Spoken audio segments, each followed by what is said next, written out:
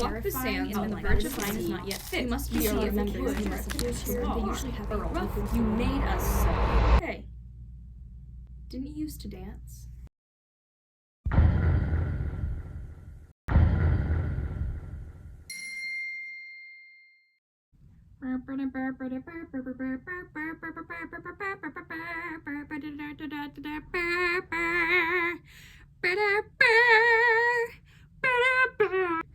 Okay, it's Tipo Volume 2. This is the third volume. I held up the third volume. Hold on. Okay. Volume 2. This is a thick boy. This is a thick boy. The tarot card designs are just so pretty. Can we take a second to appreciate the tarot cards? Okay. So, there's no turning back. Ooh. So to recap, RGB kidnaps Hero, right? We don't know her name. That is her name now. That is who she is now. She cannot go back. So she is now the hero of the story. We don't know her goal. We don't know where she's going. We don't know where RGB is taking her. But she's here, and she's gonna be the hero, we guess. We got Tubi, little doll on a bridge, trying his best. But no, he's not. He's not really trying at all. We've got Dial, Southern Bumpkin, RGB's cousin, we think, because he refers to him as Cuz, and RGB refers to Dial as cousin, so. We've got Madras, my queen, and we've got this thing here, vaguely threatening, kind of pretty, with the blue roses, right? Okay? Also, making my heart go pitter-patter, doki doki. Moving on. RGB just passed out from becoming this thing, right? From becoming negative. We're referring to him as negative because that is what the fandom... Hero! My baby! That is what the fandom has been referring to him as, and that is what the recent pages have been talking about him as, okay? Hero is dragging RGB towards this tree, because she's like, oh, trees are safe. She starts crying, and she starts singing, because she's like, bro, I can't go back. Like, what am I gonna do now? Like, my guide's passed out. Everything is dark, right? There's a tree that doesn't look very healthy. And then we meet. Oh boy. I keep saying that these characters are my favorite, and it's because I'm telling the truth. All of these characters are my favorites. I love them. Maud's writing is so good. It makes me so happy, and sad, and horrified, and angry at the same time. You're doing good, Jolley. Keep it up. Anyways, a sock! Ah! And like, I'm saying it is a sock, but like that is their name. Asok. A-S-S-O-K. Asok. They're adorable, and I love them, and they're also Hero's best friend, so Asok goes above RGB. Because they deserve it! Hero climbs up the tree, because she's like, what if he goes all scary again? Like, what if he's killer, murder, black and white mode? Let's not deal with that. Not our problem. Clambers up the tree, but then RGB wakes up. And he's like, head hurts. Where am I? How did I get here? Where's Hero? Is she alive? And then Asok's like, yeah, she's up there, you know, just chilling. And then Hero and RGB have the cutest argument. And I say cutest because it's like the way they fight warms my heart. And I don't know how or why. It's something about like RGB secretly caring about her well-being, not wanting to, but like he does, right? And he's like, I need you to come down because you could hurt yourself. This tree is not healthy, it's sick. Come down. And Hero's like, no, because I don't want to. And it's like, we get what Hero's saying. She's very obviously like an audience surrogate here, and she argues with him the way we want to argue with him. It's great, and I love it. And it's also very cute because it's like, it feels just like a father-daughter argument, like caring about her well-being. And she's just not having it because she's a kid. And she's like, I don't freaking care, dude. What are you talking about? This is a tree, it's fine. And he's like, okay, I'm trying to look after you. Help me out here. And Hero's like, then take me back home. Oh, who was that? A sock! And RGB's like, bro, I can't take you home. I told you this. And she's obviously frustrated. And he uses his volume dial to like yell, kind of. And he tries to like throw his cane to get her and he snaps. Hiro hooked it on the tree so it pulls him up instead of the cane. They start like chasing each other around in the tree. The way this is paneled is so charming. It's like you can see them chasing each other around. And he's like, young lady, this is not a game of tag. Okay, let's not. And he was like, then stop playing. Stop chasing me. He's like, I'm not freaking chasing you. It's so cute. And then they get in this little back and forth. If you've ever read The Girl from the Other Side, you'll know the scene I'm talking about, where Teacher and Shiva are like arguing back and forth and they just start like calling each other names. This is not the only time that these two characters, Hiro and RGB, will do this. Eventually, Hiro starts like just yelling like ah at him. He starts doing it back. No. No, that simply isn't. He's a child in a grown man's body, and I love it. You can see the difference in their personalities with the names they call each other. Because RGB's like insect, miscreant, rapscallion, and you're just like fart face, nincompoop, nitwit. And then a sock combines one of them. We're like blighter poop, okay. So blighter poop, obviously. These two start laughing. It's adorable! They start laughing. But then Hiro falls and gets impaled on a branch of the tree. And RGB and Asok are like, oh no. Asok starts crying. And RGB's like, it's not your fault. Something important I forgot to mention. Asok copies the voices of others, right? So like Asok can only say the words that the people around them have said. Asok just starts saying, I'm sorry, over and over again. Where did they learn those words? My guess is RGB, because he's not a great person, but he's not that bad. How bad can I be? Okay, I hate that I just did that. He is not a good person, but he's not a bad person. He knows what he's doing, and he knows that it isn't great. It's necessary, but it's like, it's not good. Oh, okay, anyways. Asok starts apologizing, saying, I'm sorry, over and over again, and RGB's like, it's not your fault. Hiro goes, yeah, it's not your fault. And they're both like, you're still alive? How? RGB scoops her up again, gets her on the tree, they go to sleep. Her jacket that she was wearing, her little raincoat, got like consumed by the doubts, right? She doesn't have a jacket anymore. RGB gives his jacket to Hiro. And of course he's like, don't look at me like that, like, ew. It's freaking adorable. These two characters! Ah! Okay, so, RGB's call-out post, he calls out Hiro for sleeping on him. And she's like, do they hurt you? And RGB's like, well, they don't really hurt me. Exactly, I don't know what they do.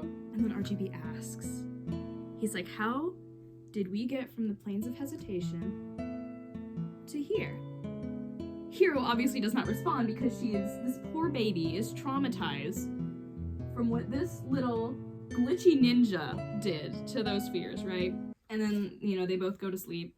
They wake up, they're in the sky. So the stuff that was covering the tree, it kind of looked like ice. It starts melting, right? It was blue with pink. Sort of, it's like translucent-y pink.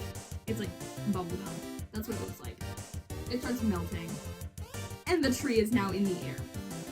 They're like, how are we gonna get down? And Hiro's like, She sees the cane, and she sees like this thing. The only thing that's tethering the tree to the ground is like a strand of that like stuff. It's not stuff like the trees were.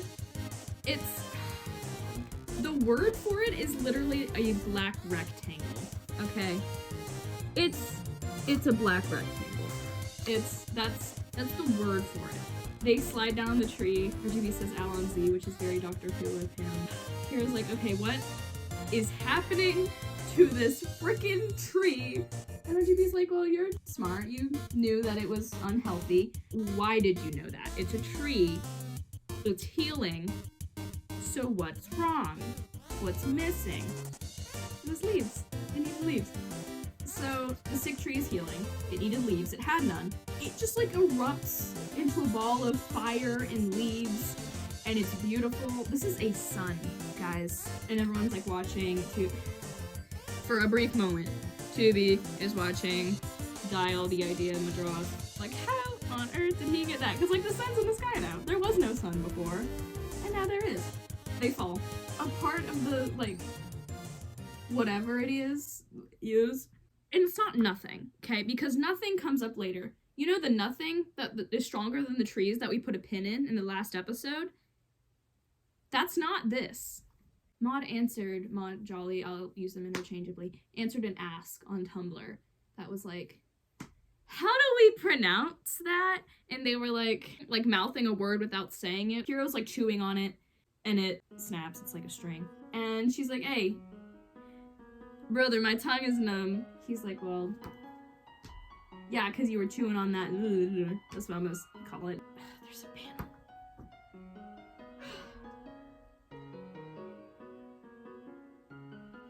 Okay. RGB's like, hey, your tongue's numb. A sock's voice technically is numb because they don't really have a voice, it's just the words of others. Where'd you meet a sock? And Hero's like, by the base of the tree. Why? They start gathering up like this, and then we meet. Ooh, I love this character. Oh, I love all these characters. Julian. King Julian. This is Julian. I love her. She is a candy floss flamingo with a knife for a head and feet. And I love her because she immediately just starts wailing on RGB, right? And we learn a little bit more about Heroes from her wailing on him. She's like, what'd you do? You're a little trickster. She's like trying to stab him. It's great. I love it. I get way too much joy out of seeing this man suffer. And I think the rest of you can say that as well. Julian starts like chasing her around. And then she sees Hero and she's like, this is your latest lost child. So we were right. This has happened before. Julian tries to kill her. And Hero, of course, being the precious little baby angel that she is like, you're pretty. And Chibi's like, okay, this is all well and good, but like untie us because they got tangled up with the blue. RGB and Julian are tied together. Hero is like, no, I want you to take me back home. And Julian's like, you have been duped by a child. Because of course RGB has. What else would he be? Except for duped by a child. Oh, another, oh. I love these characters. This is Melody. This is a one-woman band. Right here. She is Julian's wife, okay? They're wives. They're married. They're wonderful, and I love them. They are everything to me. And she speaks in music notes. It's so cool. She like kind of blasts them away. And then a sock starts doing it back and they're having like a little music fight. And then, can we just take a second to appreciate the clouds in this panel? I just noticed this, but the story is so pretty! So, then take it from the top. We go back to like a little meanwhile section. The Idea licks a snail and then it gets revived because the Idea was like bored to tears, right? Tubi gets blown over by the wind. A chair leaves Madrasa's house. So RGB catches them up to like their whole situation, how they got here. He gets his hat back. It's very comedic. Hero makes a little ball and chain out of the little and ties it to his leg, right? He tries so hard to be cool, but he's just not. And I love him for it. He's being all suave and like swaggy. And he's like, well, it's been nice, ladies, but we gotta get going. He falls right on his face because the ball and chain. He's like, okay, who's gonna prevent me from taking this off myself? Julian and Melody, of course. RGB's like, dude, I cannot take you back. You know this. And he was like, you haven't even tried. He's like, I have. He has tried.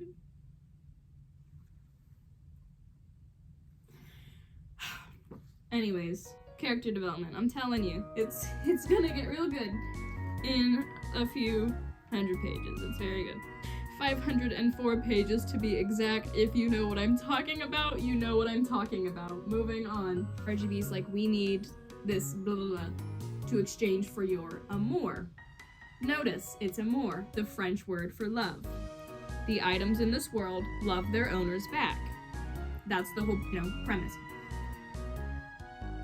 Hero thinks he's saying armor, and she has this cute little thought bubble, right? And she's like, bro, I'ma get decked out in some armor. Let's go. Oh, poor thing. So, they're gonna go to the market. There's a market, okay? It's so cool. They're gonna go to the market. There's like mountains in the distance. That's the sea, okay? They're looking at the sea. The mountains, that's the sea. It's so cool. And they're standing in like a ring of pink roots that lead to flowers on the outskirts, right?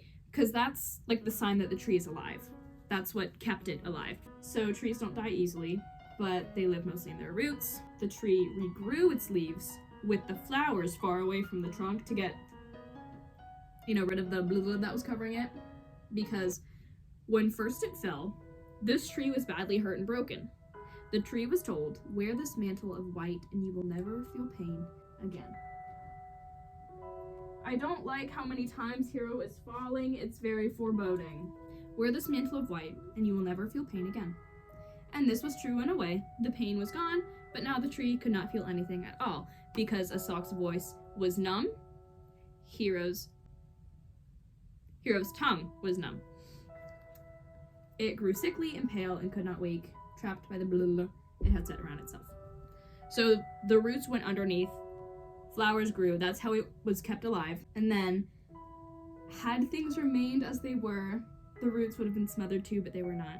Something intervened, something small enough to fit between the cracks and eat away the mantle. It was a sock! Ah! I'm so proud of you! So Asok kept the tree alive, and they're walking through this foresty area because the trees are being held up by the sea. Or no, the sea's being held up by the trees, other way around. Strike that, reverse it. I'm sorry. Anyways, these pink petals are falling from the flowers, and they're all like, oh, how pretty, but why is it, they're dying, the roots are severed, why, even though the tree was saved, the flowers are dying. But all flowers must die to complete their purpose. That's what I was worried about with our little baby angel face girl. No! So, this is obviously foreboding for multiple reasons, because Hero's implied job is that she is supposed to save the world through some unexplained means. Even though the something was saved, all so-and-sos must die to complete their purpose. If we replace those words with other words, like, even though the world was saved, all heroes must die to complete their purpose. I don't like that. And I think you know why. This poor little girl. Oh, anyways. I am now deeply scared for Hero. Not that I wasn't before, because I was, but now I'm even more scared because... Okay, Asok's got her. Because Jolley doesn't say things and then not go back and elaborate on it, okay? The things that are said here are said for a reason. All flowers must die to complete their purpose. Moving on. And Hero's that's sad. RGB is also clearly, visibly distraught. Then Melody and Julian pick things back up. They walk under this tunnel. The art in this story, I'm telling you, there are scissors here, right? You can see. The scissors cut, and the panel rolls itself up, and then it's just not there anymore. This is so smart. So, Melody and Julian get, quite literally, cut out of the story. They are heading into the tunnel, and Hero's obviously sad because she's like, where'd they go? RGB's like, they're just not good at goodbyes, I guess. I don't know, Hero. And then, in the beginning of the comic, Hero tries to hold RGB's hand. RGB snatches his hand away because he's a jerk. He puts his hand on Hero's head and he's like, come on, I'm sorry, but we gotta move on. The gentleness with which he deals with this situation compared to how he did at the beginning of the last book. His character development, guys, his character development! We're explained that, it's gonna be dark. Hero's nothing cute. And when she was stabbed by the fear, she survived, right? It's because she wasn't afraid. She is afraid of something. And it's the dark. Because she's a kid. This segment is so sweet. It's just gonna be me gushing over Hero and RGB. Hero asks, are you going to tell me not to be afraid of the dark? RGB says, oh no, heavens no, that's a very reasonable thing to be. Frankly, it would be foolish not to be wary of this arrangement. And then he's like, okay, being scared of the dark is fine, being scared is fine, but you can't let it stop you from moving ahead. So please, just this once, trust me. Ooh! And then, of course, the butterfly that I crumpled up and threw somewhere. Oh, here it is. The butterfly flies on Hero's back. We can infer that it's making her see Mr. Slicey Dice Static Man, but that's what she sees when she sees RGB, like, holding out his hand for her to, like, hold. And she's like, I don't trust you. No, I'm good. And he understands. He's like, yeah, okay, I get it. And Hero's like, okay, I don't trust you, but I do trust a sock and Melody and Julian. So don't let them down, okay? And RGB says, I'll do my best. The butterfly flies away, a little bit frustrated with Hero because she's not listening to the butterfly and because she has a point, right? RGB admits that he's not one for holding hands, holds out his cane to her to hold instead, to keep her close and safe. I love them. We get explained that the sea, darkness, and trees are often mentioned in tandem. So, like, as dark as the ocean floor, a deep dark forest, a sea of trees, so on and so forth. If one is present, the other two are never far away. This is why the sea is being held up by the trees, which is shrouded in darkness, okay? They're going through a tunnel of darkness. It gets dark. The only thing we can see is RGB screen. Hero freaks out, understandably, which, again, RGB deals with in such a adorable way. He turns down the brightness on the screen, and he's like, okay, I need you to listen for a second. And she's like, what? And he's like, no, shh, listen. This scene is so freaking cool because she can, like, hear her own heart.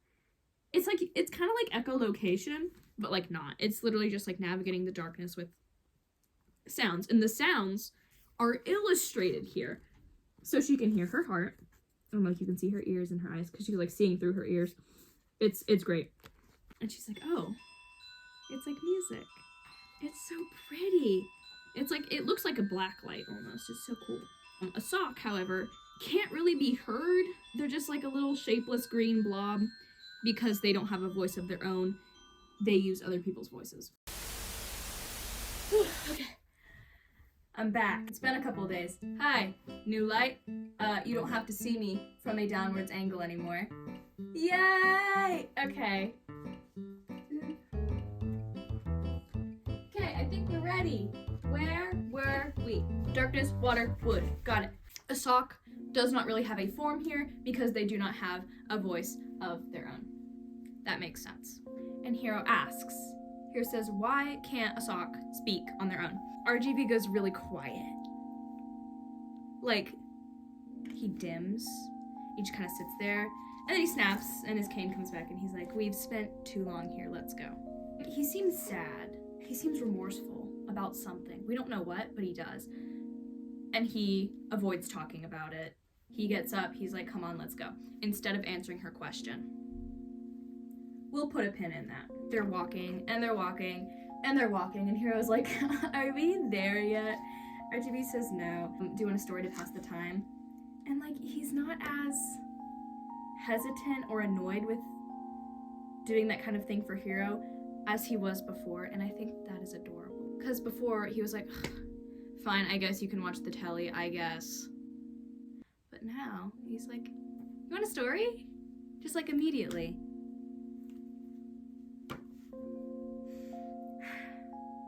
RGB's like, what kind of story do you want? And Hero says, a bright story, because of course she does. She's adorable. RGB says, bright?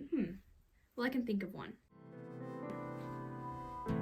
Once upon a time, there was a wild and wonderful light.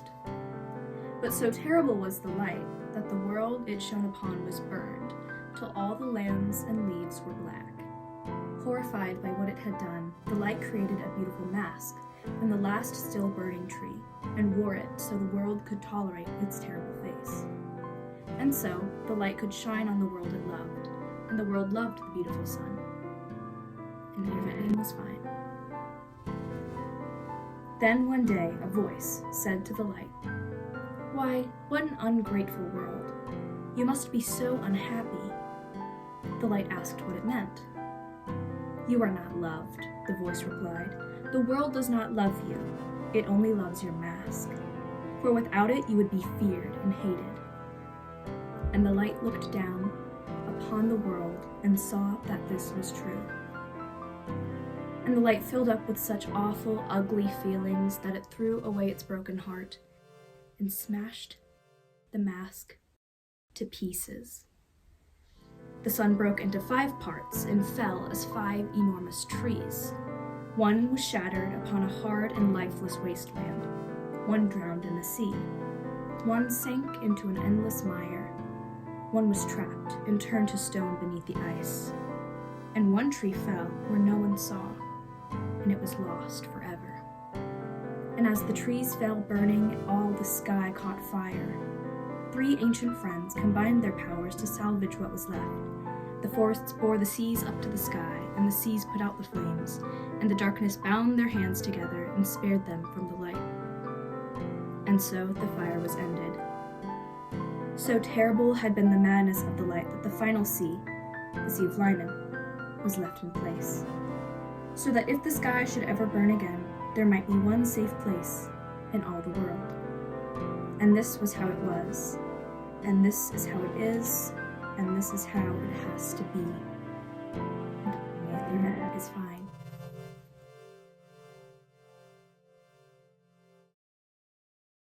So, a sad story, but a good story, right?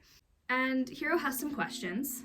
She asks, so the tree we met was only part of the sun? The tree that, melted, turned into a sun, tried to lift them into the sky? And RGB answers yes, 1/5 to be exact. Hiro says, so we have 4 more trees to set free. Like, okay, let's go. I have a goal now. RGB's like, we? Set free? Oh. No, not us. No. He's like, did you really think that we were responsible for that? Like, this is all out of our control. We couldn't have possibly done that. RGB says, the most likely party behind the Blur's removal from that tree is whoever was responsible for putting it there in the first place. And Hiro's like, why would they do that if they put it there in the first place? RGB's like, probably to set us on fire. Hiro asks what happened to the light. RGB says, it exists.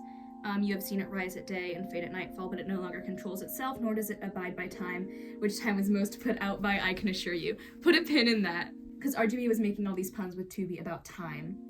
And they're always personifying time. That's for a reason. Okay. Now, this has changed. I'm holding the physical version. Eventually I won't, because we're going to run out of printed material to read from, and I'll be reading from my computer. But on the webcomic, this is what it says. The physical version, RGB explains, without a heart, the light had lost all want and means to love or lay claim to itself. It had and always died. But the voice said, I shall be your heart, and brought the light back to life again. Hiro asks, who was the voice? RGB says, I think you mean who is the voice, but that's another story. So that's what he says here. Hiro's adorable, and she's like, that was sad, but you're really good at telling stories. RGB's like, well, you're a good listener. Their interactions, guys. Listen, okay, let's talk about something real quick. Dad GB. Can we talk about it? We're gonna talk about it. Okay, sometimes I will be browsing through like old Tipo fan fiction, and I'll see out of character RGB. We put like out of character because he smiled or like ruffled Hiro's hair or something. And sometimes I forget that he is the way he is in volume 1. But like, he's getting better, guys. He's getting better. I reread volume 1 and I'm like, why is Dad GB a tag? This is why. Because he has potential. He is that like typical reluctant father figure who doesn't want to care to like protect his own heart, because all flowers must die to complete their purpose. This has happened more than once. RGB's going after a new hero for a reason. So we can infer that the other heroes failed and that RGB cared about them because Madras tells RGB not to get attached. Of course he does, you silly fool. Who wouldn't? Alright, I love them so much. Because one, here is adorable, two, RGB. I think the fact that he doesn't want to care about her makes the situation that much more, like, interesting. A little bit more endearing, because, like, he can't help himself. Like, he's a Tumblr sexy man, okay? He's mean, he's callous, he doesn't want to care, but, like, he's got a really big heart. Keyword heart. It's gonna come up later, put a pin in that. He's got a heart, though, right? It's like Tony Stark. Tony Stark has a heart, okay? RGB, he doesn't yet. Anyways, but you can tell that he cares, and he's starting to care more. TLDR, our boy's getting attached. And there's nothing he can do about it. Okay. Hero's like, shouldn't we put the sun back together? And RGB says, we can't. It's literally not possible. You and I have no say in the matter. It doesn't concern us. I think it does. We see everything starts getting more colorful because there's more noise, right? And they walk into this beautifully illustrated place. Ugh. The way this part of the comic is drawn, it belongs in like a classic Disney movie. Okay, look at this. Tell me this doesn't make your eyes water with joy. The time and effort that had been put into these pages makes my heart happy. There's so much here. And every time I flip to this page, all I can hear is the Cantina band from Star Wars, so that's what's gonna be in the background.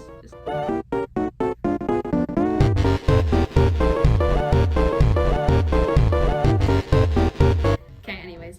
This is the safest place in the world. This is where all these beings, these created beings, go for refuge from the dying world above, right? Because the world is ending. So if there's one safe place in all the world, that is where you go. This is the black market!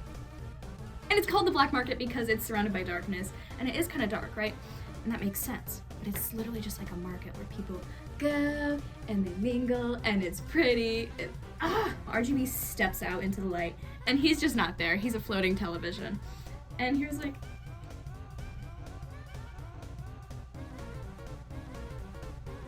where's your you?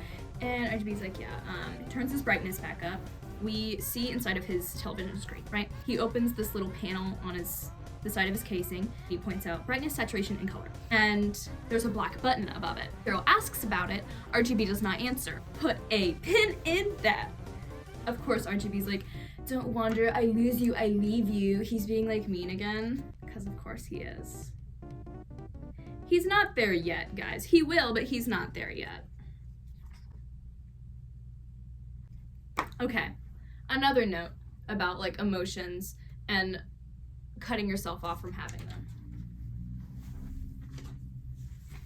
Julian! That tree was clearly an analogy for cutting yourself off from your own emotions on purpose. Because it hurts. It hurts to have emotions and it hurts to feel. And you think it would be easier just to like not have them. And so that's what the tree did. And it seems very similar to RGB's situation. He's been through this so many times and he cares so much about these people that it's easier to pretend that he doesn't, and it's easier to distance himself from them in order to keep his own non-existent heart intact. So he's got his own mantle going on right now. Hero, I think, is that something formidable though that's gonna wear it out, okay? So people are bartering, right? They're buying and selling, they're like trading, right? We see all these different stands. It's gorgeous. RGB, there's a stand with kisses, right? And they're little X's because XOXO, you know, like the kiss and hug. We see him steal one. What are you gonna do with that, Jeebers? Get it? Cause like if you steal a kiss, They can trade like body parts, right? They can trade heads, tails.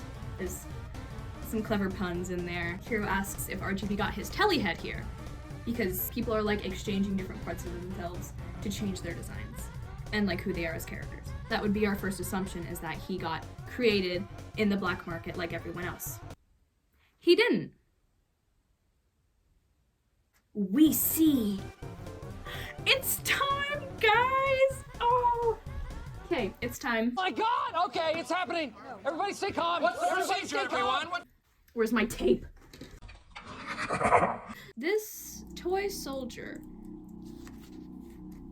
he is terrifying, and I love him. Not like I do hate him, right? It's not the RGB situation. He is an antagonist. He's not an anti-hero like RGB is. He is a villain. He is a bad guy. But he's so cool looking! There's that guy. I almost said his name. Not yet. So RGB sees him, and RGB's like, oh no. We can't have this. He grabs Hiro, and he's like, pretend to be a jar of marmalade or something. Shoves her in this cabinet. Mr. TV Man is a chameleon. He smushes himself against the stand. He changes his color so he blends in with it.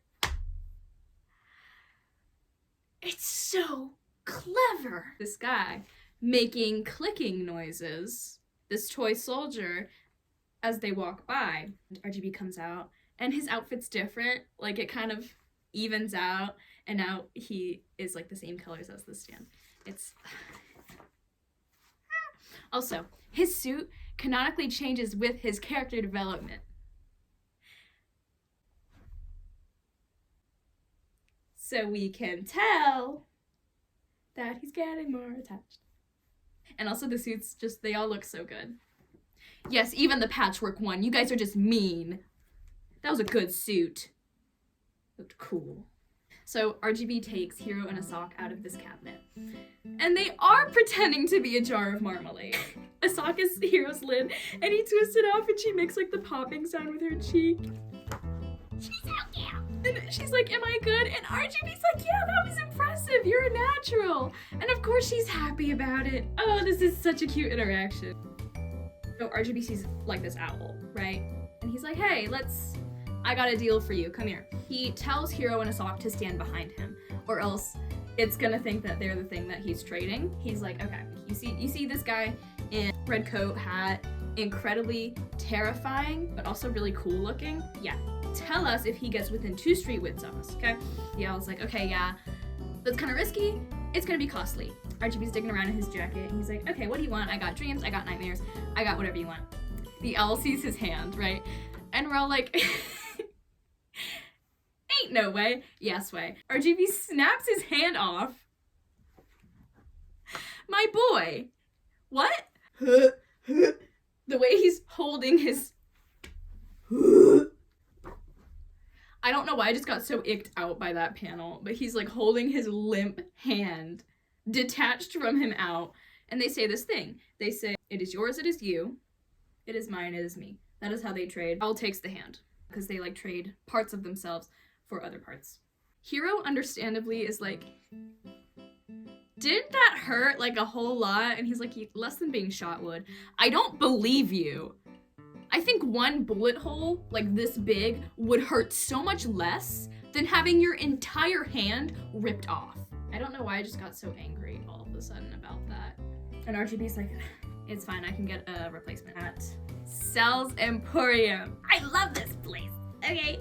RGB accidentally knocks Asok over with his cane, and Asok is like almost getting stepped on, and they're just getting pushed around and tossed around because they're so little, right? Poor thing. The shopkeep that was talking to Hiro is like, I hope you guys find yourselves soon. So RGB is walking with Hiro. We've got Dial and Tubi again. Where's Tubi? Is he up here? Tubi. Dial is talking to Tubi. We've got like this split panel thing going on where it's like half is in this place and half is in the other place, and they're mirroring each other with the dialogue. So Dial is, teasing Tubi because he got knocked over by the wind, right? Tubi's being sarcastic and grumpy as always. So Dial is like rambling on, and something's clearly wrong, right? And Tubi's like, okay, Dial. Dude, just stop. Meanwhile, at the same time, RGB is asking Hero, like, have you figured it out yet what these people, this world's inhabitants, are? This is where we find out that RGB is a shorty. Because Hero's looking around and she's like, yeah, they're all kind of weird. And they're all taller than you. Are you short? And of course he's like, height is relative. Mr. Man is short. Melody just fell. Actually, you know what? That's fitting. I can take these two now. We don't see them again until much later. And RGB's like, that's besides the point. Go back. What do you mean they're all weird? Hero's like, well, it's not bad weird. They feel like they aren't. And she's like, that didn't make any sense today. And RGB's like, it didn't, but you're closer than anyone has ever gotten before to guessing what this place is and what these people are. Back to Dial. Dial's like, so yeah, and anyway, it's not like, well, you know how she... And Tubi's like, Dial, just tell me what's wrong. Back to RGB and Hero. It's gonna be going back and forth a lot. RGB's like, forget what you see. What can you feel? What is it that feels so off about this market? Back to Dial and Tubi. Dial says, well, you see, with your laying down on the job, taking your eye off things, she, again with this mysterious she kind of thought you were defying her. Again. So, there is a she to defy. We can infer that she sent Dial on this job to go talk to Tubi and do whatever she asked Dial to do to Tubi. Hero says that the market feels sad, but also hungry. Like, it feels empty. It feels full, but it feels empty. We find out that Dial came here to drop Tubi off, like, the edge of the bridge that he's sitting on. Dial's like, you could stay up here, all you have to do is change your mind. Back to Hero, she's like, it's like they're not all there. RGB and Dial at the same time. This is so cool. They're like, well, do you give up? Tubi's like, okay. Dial says, really? And he's like, no. Dial throws him off the edge. It says, say howdy to the ferryman for me. So, Tubi got chucked off a bridge for defying her. Okay, back to Hero and RGB. Here's like, yeah, okay, I give up. RGB says, the people here have no story. They're unfinished, unwanted, lost. They are characters who are incomplete, who are not real, yet still exist. Some are complete in as of themselves, but the realities, the stories that they were made for, haven't started yet and might never. This market, this entire world, is not a destination itself, but it is a place in between places. It is a means to reach others or simply to wait. Which is strange, because if this place isn't a place, it's where characters go when they don't have a story. It's where they wait, because it's made out of thought. This world is made out of thought. Where do characters live when they haven't been created or realized yet? They live in people's minds, which calls back to the clouds and how it kind of looks like thought bubbles, right? I think it's very fitting that Tubi fell down during the segment where he gets chucked off a bridge. Strange though, because this is technically a story. Even though this isn't a place where stories live. This is a place where characters and concepts wait until they have stories to go to. Put a pin in that. Hero's like, it's a train station, it's like a station. And RGB's like, yeah, pretty much. So this place, the world where this is taking place in, is like a train station for characters and concepts and beings and stories. Pretty much. There are just so many puns here. In the background, there are concepts, like abstract concepts, and metaphors are made real here, and I think that is so cool. I really like this explanation. RGB says, this is a place of things which were too imbued with thought to be forgotten, or rather to forget themselves. The favorite scarf of a person past, a trinket long lost or broken but still missed. It is only natural that they should find their way here. It's such a loving little place. Ooh, I didn't print him out. I will, okay? After this break, he will get a picture. Actually, I might have a picture of him lying around in like a sketchbook because I have been drawing some light entertainment. Also, the ship names for these characters in the fandom are super creative. Like, RGB and Madras is Itena, get it? And then we've got light entertainment because there's a character who's a prism. He shows up here, right? RGB's explaining the market some more, and he says the value of an eye lies in what it has seen, a hand in what it has held or has not. And we see him look at this passing character who has a prism for a head and is very floaty and handsome. And he's this longing gaze that he gives him. Put a pin in that.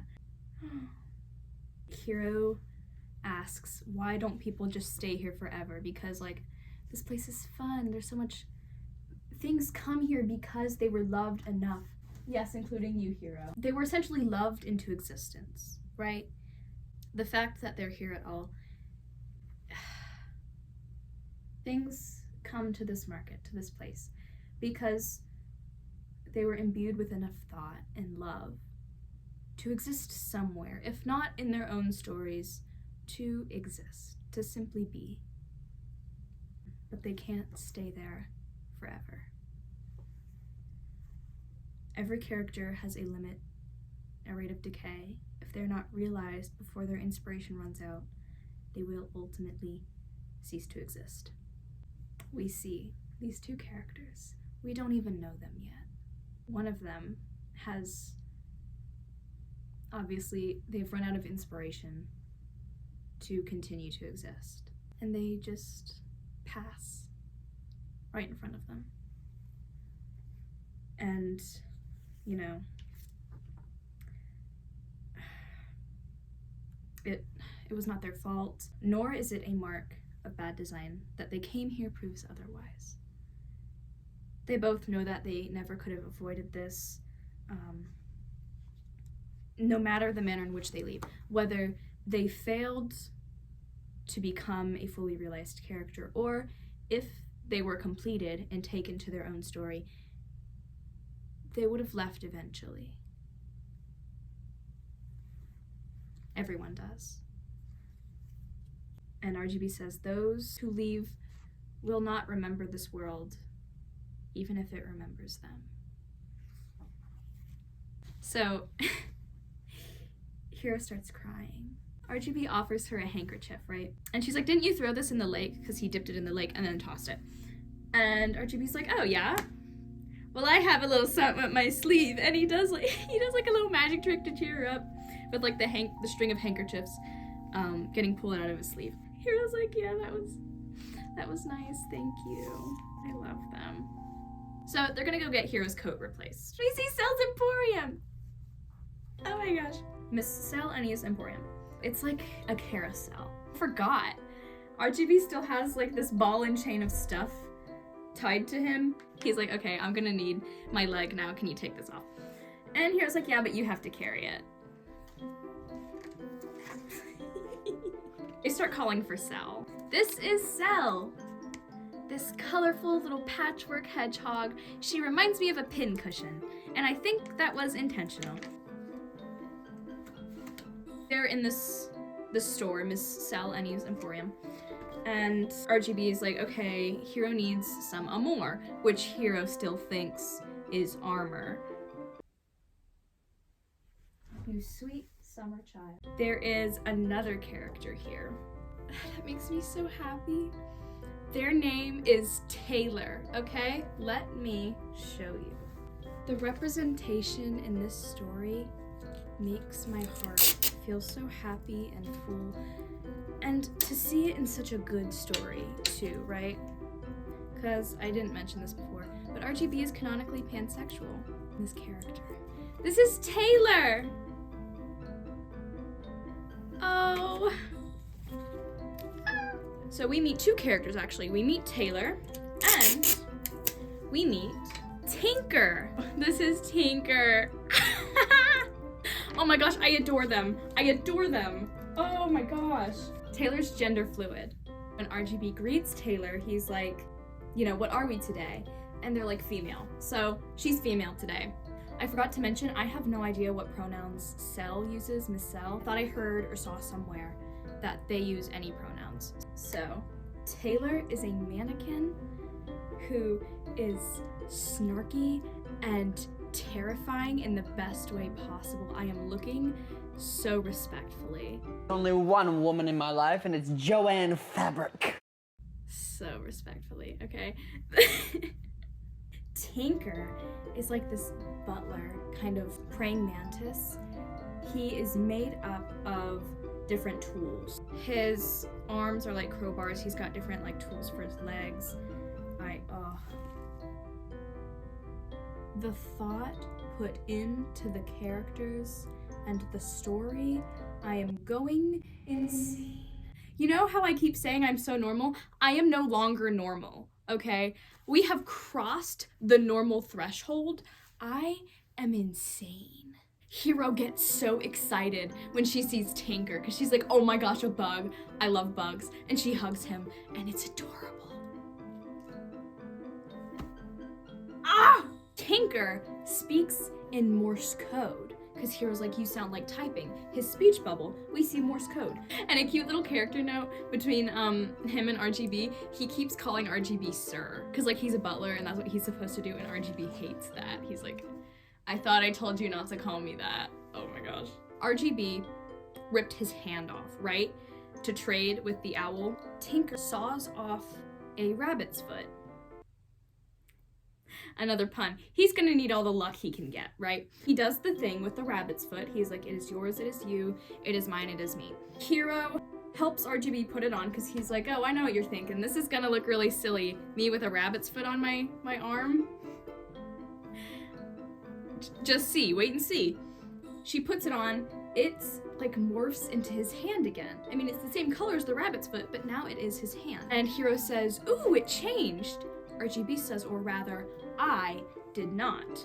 RGB gets screamed at to take his jacket off, and his sleeves are all rolled up. He's like, I don't know why you're making such a big deal out of this. It's not like it does any harm. Taylor rolls his sleeves down for him. They are beyond wrinkled, okay? And obviously the people working at the store that sells clothes are all very upset about this. So RGB is fiddling with his colors and he makes his shirt darker. And he's like, you can't even see the wrinkles anymore. It's not that bad. And Hero's like, I still can. And then a sock bites him. Taylor is hauling RGB off to straighten out his sleeves. Miss Cell takes Hero to get her amour. This poor baby girl. Hero's walking with Miss Cell, and she's like, I don't see any armor here. I thought there was gonna be armor. Miss Cell is like, oh, it's not armor, it's amour, which again is the French word for love. These are clothes that have been infused with affection, with love. A silly piece of metal wouldn't protect you from a doubt or a grief, now would it? Oh my gosh, poor Hero. Miss Cell says, now that I think of it, you do have an air of doubt. So they consumed an item you were wearing. Her jacket. She nods. And Miss Cell says, it must have loved you very much.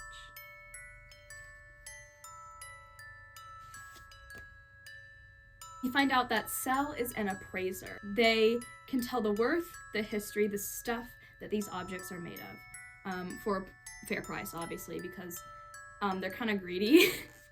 RGB is getting ironed to bits, right? Because he doesn't have an actual body beneath his clothes. He's just like static, he's invisible. Besides his TV head, right? So he's getting ironed out on this ironing board. And he is not having it. Oh. Hero finds this oversized, adorable sweater. And it smells like a bonfire, and it reminds her of Madras, and she loves it. So she buys it. A sock is still getting mistaken for actual socks because they're still extremely tiny. This poor thing. Oh my gosh! She's like, can I show RGB? She's so excited, and the first thing she wants to do is show RGB.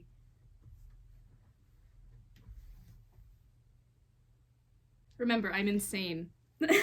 Hero runs over. RGB's still not having a great time. Remember when I said I love seeing this man suffer? I do. He gets finished being ironed. And I love Hero so much. She pats his arm, and RGB looks. And he says, it suits you. These two characters. Now that RGB's sleeves are straightened out, they are far too long for him because remember, he's a shorty. His pants, he's got them cuffed at the bottom, right? Because he's so short. He is teeny. He is this big, okay? Hero finds these ribbons and she ties little sleeve garters on his sleeves for him to help hold them up. And before, at the beginning of the story, all Hero has to do is tug on his coat to get him annoyed and being like, I thought I told you not to touch me, right? Hero comes up to him and starts like tying these sleeve garters on him. And he's just like letting her. And he says, thank you. It's so tender and sweet. It's only 2 pages long. It is so sweet. And I look exactly like Cell and Taylor right now. Anyways, Cell brings over these wooden clogs. They're like, hey, can you take off these boots real quick? We need to make sure these fit. Hero does not want to take her boots off. She loves those boots. Her little green wellies. Iconic.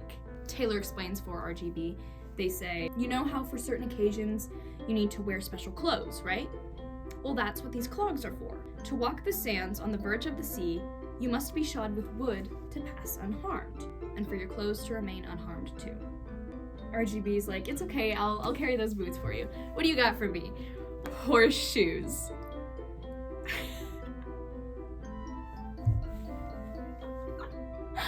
Oh my gosh, I love this story. While RGB's getting these horseshoes nailed to him, a sock is very upset, right? Because they keep getting picked up and kicked around and knocked off of Hero's head. And they're not having it, right? Hero's like, what's up? They look up at this statue of a giraffe. Very tall. Hero asks, can you make a sock tall, right? Like, you can do that here. You can change people, right? Taylor says, I'm sorry, darling, but it isn't quite as simple as that. You see, if a character appears here, they usually have a rough outline. Their design is not yet fixed, like a sketch, right? During this time, they seek out the parts of themselves that they require to be complete and to go on to their own stories. With luck and patience, they may finally acquire a solid outline. They are rendered indelible. This means that even if they wish to change a part of themselves, whatever they alter will revert. They can damage or lose parts, but design changes won't stick. RGB is one such person because the hand, the creepy hand thing, right? A sock is another. They have a solid outline, right? So, and Hero's like, but what about his horseshoes? You're adding those to him. And, like, it's sticking, right? Cell says that is merely superficial, as with the ribbons that you added. They don't alter his core design. Hero says, so could you make something a sock can wear? Something that makes you taller, something for them to ride around in. Like a big suit. They agree to come up with something for a sock. We hear this horn, right? And RGB's like, already? He looks through, what's it called? A rotoscope. He looks through the rotoscope. 1, the horn means that it is nightfall and they need to go to sleep. 2, the rotoscope can show you each of the different gates. That's what they're calling, where they came in, right? Through that tunnel of darkness. There's different gates, there's different entrances. So therefore, in some place, there are different tunnels that you can enter the market from. Hero says, why is everyone moving away from the gates? RGB says, when the colored glass is covered, it will be night and we must sleep. The sea sleeps too, and it breathes deeply. And Hiro remembers, you mustn't touch the walls. RGB says, yes, so just be sure to keep that in mind when we leave. Put a pin in that. Foreshadowing. They set up a hammock for them to sleep in. They're all sleeping. And Hiro asks RGB, do you think Julian and Melody are okay? And RGB answers truthfully this time. Instead of saying, like, oh, I guess they're just not good at goodbyes, or like, yeah, I think so, he says, I don't know. I hope so. This is the most honest I think we've ever seen RGB so far. They both say goodnight to each other. Okay. It's the little things. It's these little teeny tiny snippets of scenes that make me... You know, so the sun sinks back into the sea. Whew. I am insane over this art. So we see everyone is asleep, right? We cut to Dial. He's at what looks like a doorknob, right? And you can see the shape of it, right? Sorry, the light is glaring so bad. You can see the shape of it, okay? When he opens that door, it is the back of the page. He's going through the back of the page. What? Hold on. Look. Oh my gosh. That was the door and he's opening it and now he's on the other side of the page because you can see the different panels. They all line up. So Dial he's like backstage. Julian and Melody are yelling at this character, right? He said, you have already had our answer no. It will always be no. What gives you the right to decide what we are? There's no character that we can see or hear responding to them, but they're responding to a character who we can't see or hear. Apparently, with Julian repeating it, this character says something about them not fitting and that they're not what they're looking for. Julian says, I don't care if our existence is inconvenient to you. It was you who made us to be like this. That our content does not suit you is, and then these poor women. The panels of the comic get turned into a cage. So they're put in this cage. They say, you cannot simply make us disappear. We are a part of this world. You made us so. Why? What made you change your mind? The cage gets covered with white, and they disappear. Dial is strolling by. This is why I called him Little Traitor Man in the beginning, right? This character with apparently who resides behind the pages, who has the ability to, one, cut characters out of stories. The other place where we've seen pure white is where Julian and Melody got cut out of the story with these pure white scissors. The panel rolls itself up. They were taken here. So Dial's talking to this invisible character, asking, where'd you pack them off to? And it's not like they can drown. Put a pin in that. Dial's looking at what looks like a reel of film. I think it's either panels or pages, because you can see the backs of the pages, right? And it's all black. And he's like, really? They're still in the black market? They can't see what's happening in the black market. So they were being watched everywhere else? Dial says, seeing as you got Click on the case, it ain't like we gotta worry about them making it out. Guy's a real hot shot. Click is this guy. The clicking noises, the toy soldier, that's Click. So, this character sent Click after them. So this character that Dial is working with, talking with, that kidnapped Julian and Melody, is after Hiro and RGB, and is sending other characters after them. including Click. Dial says, another blackout before now? In the plains? Ain't no darkness around those parts. What's that about? So the darkness that they were walking through is what's preventing this character from seeing what's happening down there. Can you guys remember what happened in the plains? The Gordon Ramsay of fears, right? So, in the plains, we remember RGB literally blacks out and becomes negative, right? Dial says no, he seemed the same as ever. This character is asking something about RGB and about him seeming off. So is this character seeing through RGB?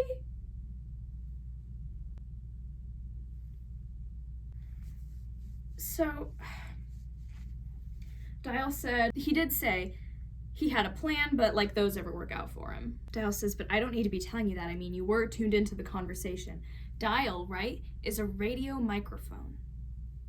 He has an on-air sign on his head, and he taps it. This character can listen into conversations through Dial. This is terrifying, right? Dial says something about he seemed normal, but like I could have asked Tubi or, Time. I hear he was fairly chummy with RGB. Too bad he clocked out, and then kind of feels like a flashbang. Dial's like, too soon? Sorry, my bad. This is a very powerful character behind these pages, who we can't hear or see. Dial says, Oh, you mean the new one? Nah, I wouldn't lose any sleep over it. So this character is asking about Hero, and if she's something that this character needs to be worried about. And Dial says, no, I wouldn't worry too much about it. So there's a couple things here. This character can see what's happening through these, panels. They can't see the market because it's covered in darkness. They can't see what's happening when negative shows up. They can hear through Dial. Dial is working for this character. Click is also working for this character. This character does not want RGB and Hero to be alive. So they're sending Click after them to kill them. Ah! We have another dream. This Tumblr user, I am kissing your feet. I am bowing to you. They put together all of the film references from RGB's dreams. So RGB's dreaming again, right? He's seeing different ways he could have died, but as always, he's like, that's not how I died. He falls from a clock, which is a reference to this thing, okay? He roller skates off a drop, which is a reference to this thing. We've got the house being run over by a train right next to him. RGB turns around. He sees an iron. We see him looking at this iron with what I can only describe as terror. For a character who doesn't have a face, he looks awfully terrified when looking at this iron. So being ironed out might have triggered something for him. There's a character, we cannot see their face, who asks, hey, didn't you used to dance? We see. It's got to be RGB because it's the same suit, right? From the beginning. The first page, the suit he's in, that's the suit that's on these arms. This iron is being pressed to his face.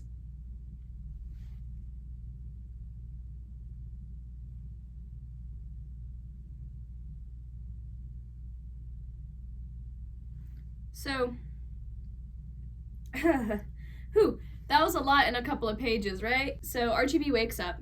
And his suit changes again. He is covered with, like, cute residents of the market, which he promptly kicks off of him. Cell tells everyone to get out because they're not paying to sleep here. RGB helps Hero down from her hammock.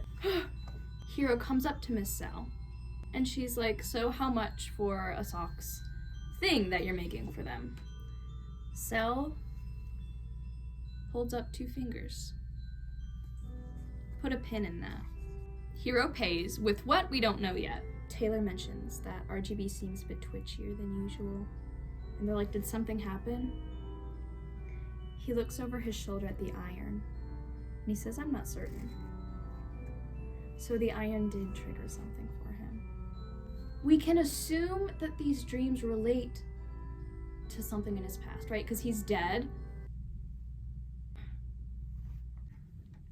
So, poor guy. I can't believe I'm saying that. I never thought I'd say that with RGB, but poor guy. I don't like the implications of that. Oh gosh. Oh no. Okay, by the way, Asok is staying in the market for now, so they can make the thing for them. They say goodbye, and Taylor's like, what did you make that poor little girl give you for her friend? Cell says, only what I was due. Besides, there's no need to worry. That child is made of sterling stuff. Yes, she is! So that was the end of Volume 2.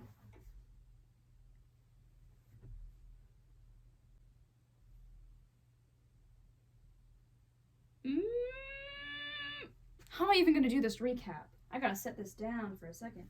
To recap, there's so much. A sock.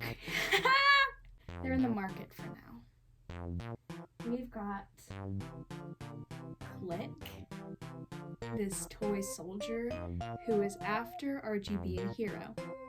Mostly RGB, let's be honest. We've got Cell, Taylor, and Tinker, our little market troupe. Oh my gosh. Dial is a traitor. Dial's working for a character that we can't see or hear, who is extremely powerful, terrifying, and does not want RGB and Hero to be doing what RGB and Hero are doing, okay? Tuvi got chucked off a bridge.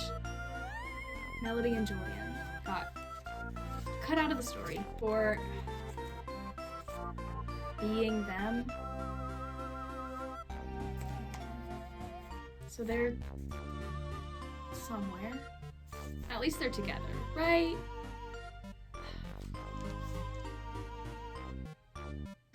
I saw this tag just last night when I was editing, and I was looking through like the wiki and, you know, Mod's old posts for TPO to see if I could get any more little bites of lore, like the little squirrel I am for this story. And I found this comic is made of bright colors and sadness, and I like it that way. And so do we, Mod. Oh, we love it. There's someone after Hero and RGB now. There's multiple characters after Hero and RGB. Dial isn't directly after Hero and RGB, we think. We hope. But Click is. And this character is able to watch them and able to send people or characters after them. Uh-oh, Spaghetti-O. Lots of fun times. Lots of scary times, lots of sad times in this story. Stick around for Volume 3. It probably won't come for a little bit because I am about to go to college, and that's gonna take a little bit of time to get used to before I can get back into making these, but I do have a little surprise. Oh, let's just bust it out right now. I've been working on my fit. I found this bow tie, right? And I was like, I can't not wear it for these videos. It is perfect. So, saving that for later. We love the pink, right? But It's Tipo. It's NASA Tipo. NASA Tipo. Volume 2. We did it. Volume 3 will be coming eventually. I will do it because I have to get to these scenes. Anyways. I hope you guys adore this comic as much as I do.